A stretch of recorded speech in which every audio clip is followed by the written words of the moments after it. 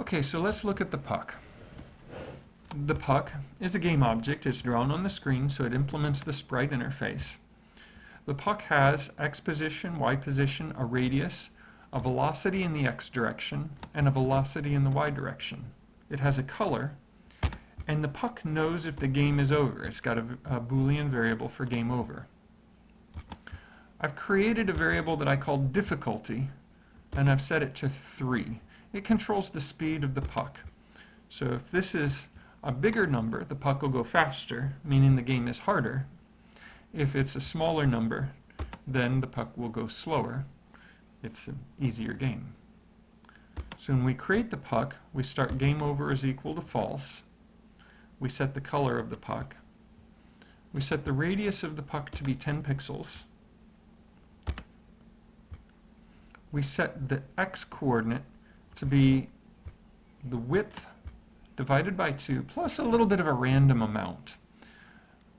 Since the paddle is exactly in the middle of the screen every time, if we put the puck at exactly the middle of the screen, we're going to make it fall straight down. If it fell straight down and both started out exactly in the middle, it would just bounce straight back up. And it would just be bouncing straight up and down and making the game maybe a little bit too easy. So we started out at some random value, a little bit to the left or a little bit to the right, just to add a little bit of a challenge to the game. Just a little bit of randomness in games makes them a lot more interesting. We set its y value to be the middle of the height of the screen. The velocity in the x is 0 because it starts out not moving to the left or to the right. And then the velocity in the y direction is set to be the difficulty. So it's going to start out falling at a speed of 3. And I believe that's 3 pixels per update.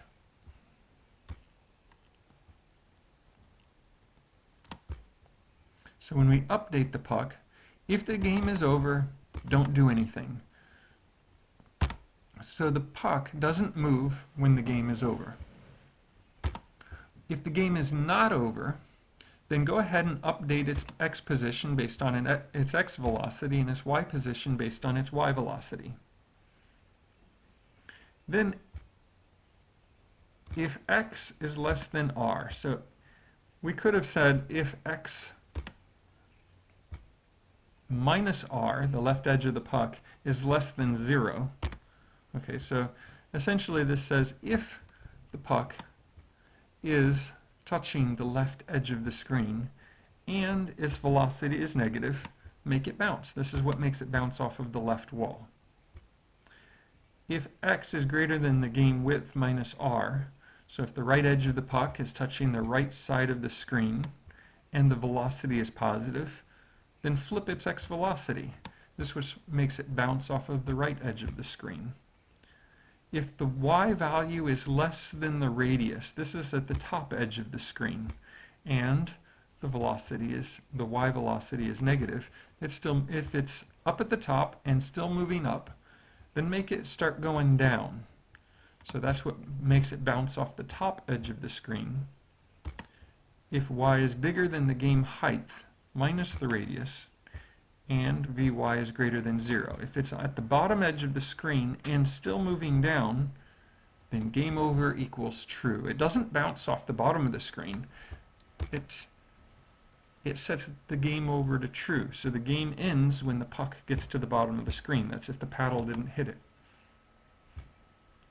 The draw method is fairly simple. It just sets the color and draws an oval in the appropriate location, the appropriate size. So the width and height are twice the radius. And the top left edge, so remember when you fill an oval, the x and y value is the left and top of the oval.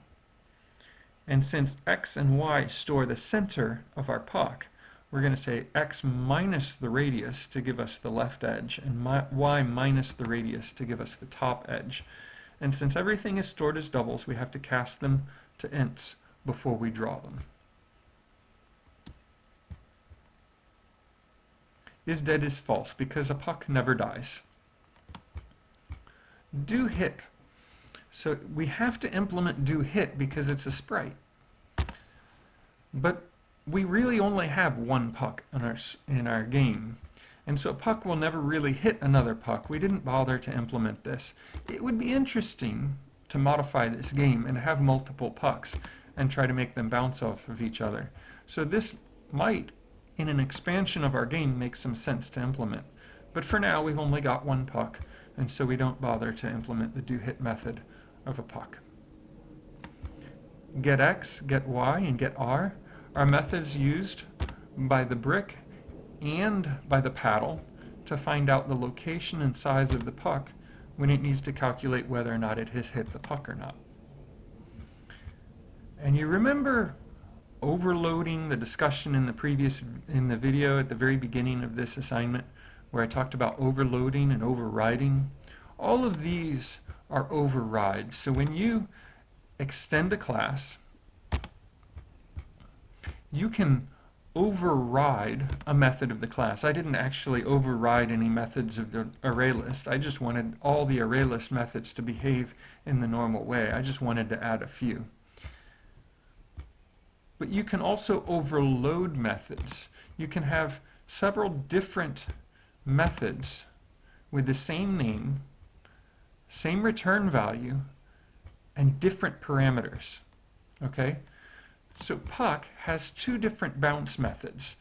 The method has the same name, same return type, neither one return anything, but different parameters, because a puck is going to bounce differently off of a brick than it does off of the paddle.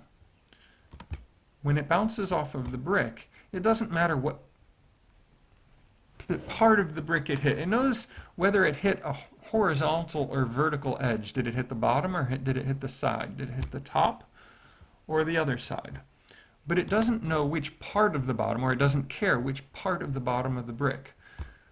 But for a paddle, if it hit the left edge of the paddle, we want to make it bounce a little bit to the left. So we have overloaded the bounce method. We've written two bounce methods, one that receives a brick and another one that receives a paddle. So when we call bounce and pass it a paddle, it'll bounce appropriately for bouncing off of a paddle. And if we call bounce and pass it a brick, it'll bounce appropriately for bouncing off of a brick. So remember when we looked at the paddle class, in the do hit method of the paddle, and it just tells the puck to bounce and passes itself, since it's a paddle that's calling bounce and is passing itself, the puck is going to say, oh, I'm bouncing and I've been given a paddle, so I'm going to bounce in this way.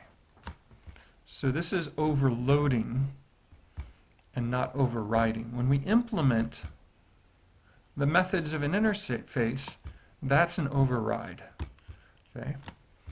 And since the puck, the paddle, and the bricks each override these methods in their own way, then in the game class, when we call the method, each will behave in its own way.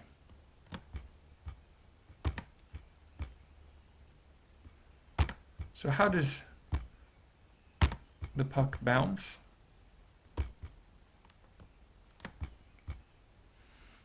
So if it bounces off a brick, it needs to know the x and y value of a brick. And all bricks have the same width and height. Because those are static methods, we can just use the class name, brick.width. If the x value of this puck is greater than the x value of the brick,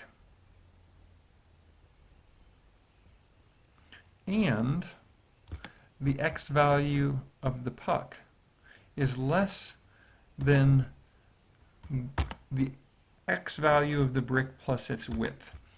This means that the center of the puck is between the left and right edges of the brick. Then it hit a horizontal surface, and so you bounce it in the y direction.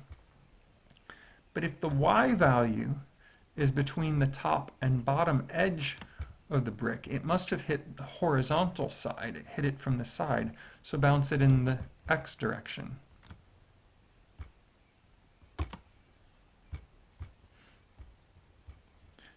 bouncing off of a paddle, you get the paddle's x, y, and you get the difference between the x value of the puck and the x value of the paddle. Now notice that we're getting the middle of the paddle. So if the puck is to the left of the middle, this number is going to be negative. And the further left the puck is, the more negative this number is. But if the puck is to the right of the paddle, then this number will be positive. And the further to the right of the paddle it is, the bigger this dx number is going to be.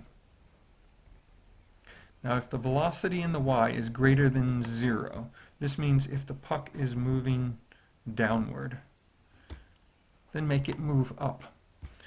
Now this little if statement, that's kind of important because it's possible that the paddle, that it may hit the paddle more than once. And we only want it to bounce if it's on its way down. If we accidentally bounce when it starts moving up, it'll get stuck in the paddle and keep bouncing around sort of inside the paddle. It'll be trapped. And so we only make it bounce when it's moving in the downward direction. So if it's moving down, we make it move up. We set the position of the puck to be above the paddle. That also helps us a little bit with the puck being trapped. And this may not be absolutely necessary, but it's kind of useful. And then the velocity in the x, we're just going to add dx divided by 20. If it hit the left edge of the paddle, then this dx is going to be negative. We're going to be subtracting a little bit from the velocity of the puck. If this dx is positive, it hit the right edge of the paddle, and we add a little bit to the velocity. And so that's the puck class.